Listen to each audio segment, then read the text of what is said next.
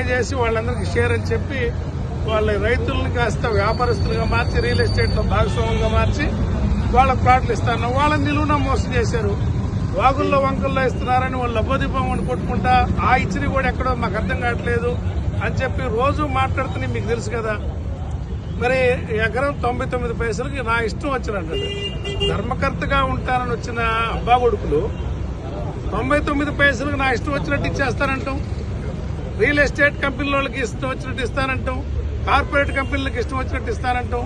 ఎవరు వాళ్ళు పక్క రాష్ట్రాల్లో 100 కోట్లు పెట్టి వేలంలో కొనుక్కుంటున్నారు. ఇక్కడ ఎందుకు కొనుక్కోరు?